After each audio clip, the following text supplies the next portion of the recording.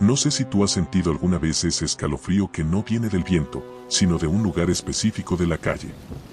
Ese que te obliga a caminar un poco más rápido, a no voltear a ver hacia la puerta, como si el simple hecho de fijar la mirada fuera una invitación para que algo te reclame. Pues eso fue lo que vivimos aquí, en el barrio, después de que la doña Remedios se nos fue.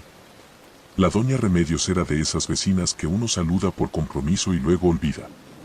Siempre de negro, siempre escondida detrás de los visillos de sus ventanas que olían a humedad y a naftalina. Nunca le vimos la cara bien, siempre estaba entre sombras. Decían que era huraña, que no quería trato con nadie, que prefería el silencio de sus paredes a la charla con la gente. Nunca hubo un niño jugando cerca de su acera, ni un perro que se detuviera a olfatear su jardín, porque hasta los animales sentían que ahí no había nada bueno para ellos. La casa siempre estaba en sombra, aunque fuera pleno mediodía. Uno se acostumbraba a su presencia como se acostumbra a una piedra en el camino, ahí estaba, pero nadie se detenía a pensar en lo que guardaba. La cosa empezó a cambiar hace cosa de un mes. El olor fue lo primero. Un hedor denso, dulzón y pesado, como a carne que se deshace bajo el sol, algo que se te pega en la garganta y no te deja respirar.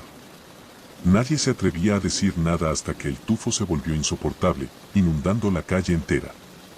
Llamamos a la policía porque era obvio que algo había pasado. Cuando derribaron la puerta, la encontraron a ella.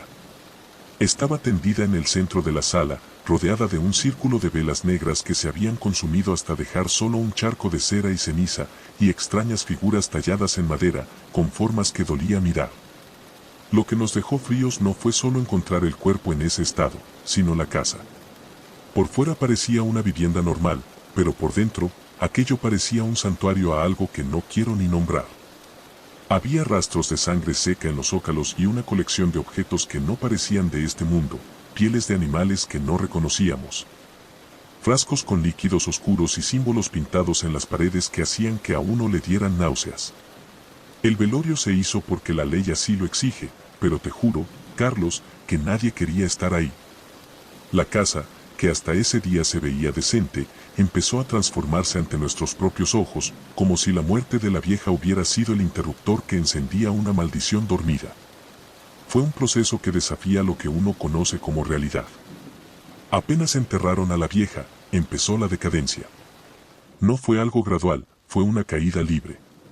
A los 3 días, el jardín, que siempre fue el único lugar donde ella permitía que creciera algo, se secó de golpe.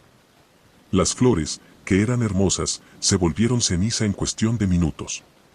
Las ramas de los árboles que rodeaban el terreno se tornaron negras, se volvieron quebradizas y se pudrieron en cuestión de horas, desprendiendo un polvo gris que lo cubría todo.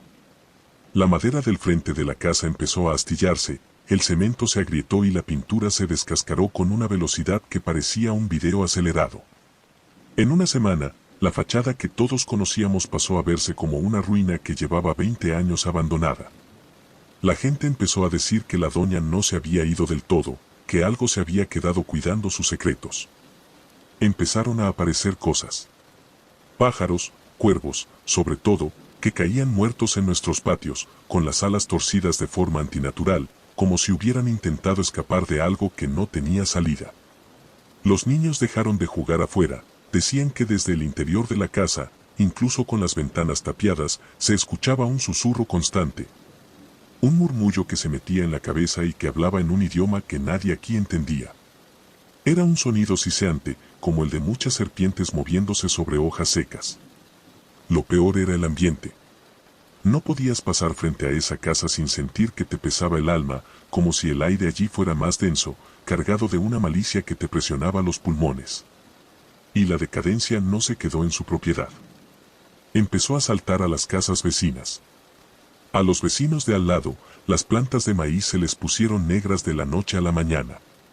A la señora de enfrente se le empezó a pudrir la madera de la cocina, igualito como le estaba pasando a la casa de la vieja. Era como una mancha, una lepra que se estaba extendiendo por todo el barrio, alimentándose de nuestra tranquilidad y de nuestra salud. Empezamos a ver manchas de humedad en los techos que tenían formas de rostros, y la comida se nos echaba a perder en horas, incluso dentro del refrigerador. Las noches se volvieron un infierno. Las luces de la calle parpadeaban y se apagaban siempre que alguien pasaba cerca de la propiedad de Remedios. Algunos juran haber visto sombras que se desprendían de las paredes de la casa y se perdían en los callejones, sombras que tenían forma humana pero que se movían a cuatro patas, con una agilidad que ninguna persona posee. Mi propio perro, un animal valiente que nunca le temió a nada, se escondía debajo de mi cama y no salía ni para comer, con los ojos siempre fijos en la dirección de la casa de la vieja, gimiendo como si estuviera viendo a alguien entrar y salir. La tensión se volvió insoportable. Nadie dormía. Nos pasábamos la noche con las puertas cerradas a cal y canto, escuchando cómo la casa de Remedios crujía, como los sonidos de madera rompiéndose y cristales estallando se escuchaban a cada momento, aunque no hubiera viento ni nadie dentro. Una noche, el ruido se convirtió en algo más, un grito largo, agudo, que no parecía humano, un sonido que nos obligó a todos a salir a la calle, temblando de miedo. Vimos cómo la casa parecía respirar, como las paredes se expandían y se contraían bajo la luz de la luna, y como una neblina negra empezaba a salir por debajo de la puerta, extendiéndose por la calle como una marea de oscuridad. No fue una decisión fácil. Todos teníamos nuestras vidas aquí, nuestros recuerdos, nuestro esfuerzo de años. Pero llegó un punto en que el miedo fue más grande que el apego. Las cosas que sucedían ya no eran solo sugestión, eran daños materiales, animales enfermos, esa sensación constante de ser observados por algo que ya no tenía rostro ni nombre. Una noche, un grupo de vecinos se reunió en la esquina. No hubo palabras, solo miradas de terror compartido.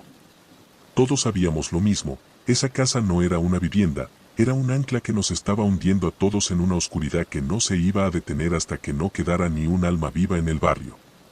Sentíamos que nos estaba drenando la energía, que cada día que pasábamos ahí, perdíamos un pedazo de nuestra juventud, de nuestra alegría, de nuestra voluntad. Empezamos a irnos. Primero unos pocos, los que tenían familia en otros pueblos, pero luego, cuando la casa empezó a emitir un sonido grave.